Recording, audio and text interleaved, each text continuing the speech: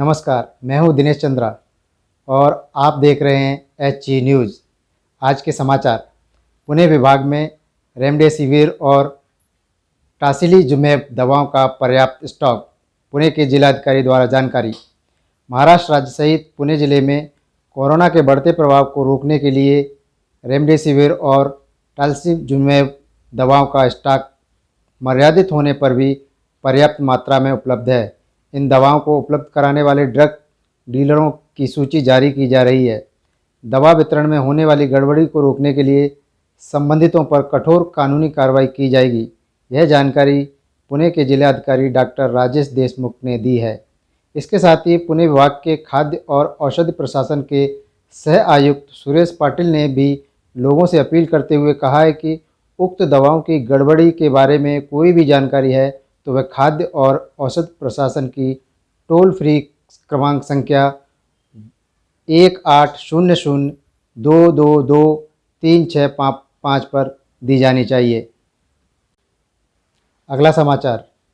आवश्यक वस्तु संशोधन विधेयक को मिली संसद की मंजूरी। प्याज और आलू सूची से होंगे बाहर।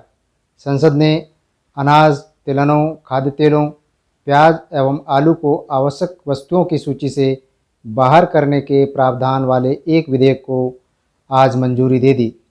राज्यसभा ने इससे संबंधित आवश्यक वस्तु संशोधन विधेयक को चर्चा के बाद ध्वनिमत से पारित कर दिया। लोकसभा इसे 15 सितंबर को ही पारित कर चुकी है। यह विधेयक कानून बनने के बाद इससे संबंधित अध्यादेश का स्थान लेगा। इस विधेयक का मकसद निजी निवेशकों की कुछ आशंकाओं को दूर करना है। व्यापारियों को अपने कारोबारी गतिविधियों में अत्यधिक नियामक हस्तक्षेप को लेकर चिंताएं बनी रहती हैं।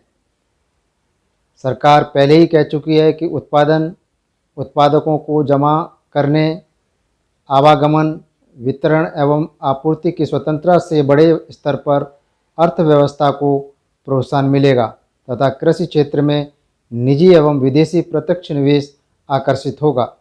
विधेयक पर हुई संक्षिप्त चर्चा का जवाब देते हुए उपभोक्ता मामलों तथा खाद्य एवं सार्वजनिक वितरण राज्य मंत्री राव साहब दानवे ने कहा कि कानून के जरिए स्टॉक की सीमा थोपने से कृषि क्षेत्र में निवेश में अड़चनें आ रही हैं।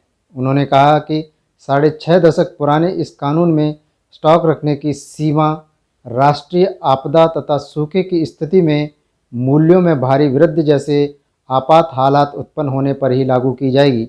विधेयक में प्रसंस्करणकर्ताओं और मूल्यवर्धन करने वाले पक्षों को स्टॉक सीमा से छूट दी गई है।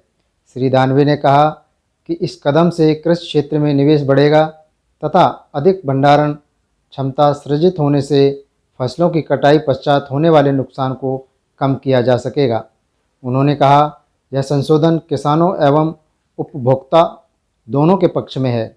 विधेयक पर हुई संक्षिप्त चर्चा में भाग लेते हुए भाजपा के गोपाल नारायण सिंह ने कहा कि इस विधेयक के कानून बनने के बाद कृषि क्षेत्र में पूंजी निवेश बढ़ेगा तथा कृषि उत्पादों का निर्यात बढ़ेगा। उन्होंने कहा कि इस सब प्रावधानों से किसानों को लाभ मिलेगा। उन्होंने कहा कि प्रधानमंत्री श्री नरेंद्र मोदी के नेतृत्व में सरकार ने किसानों के हितों और उनकी आय बढ़ाने के लिए कई कदम उठाए हैं। उन्होंने कहा कि इस विधेयक के प्रावधानों से किसानों की आय 2022 तक दोगुनी होने के लक्ष्य को प्राप्त करने में मदद मिलेगी।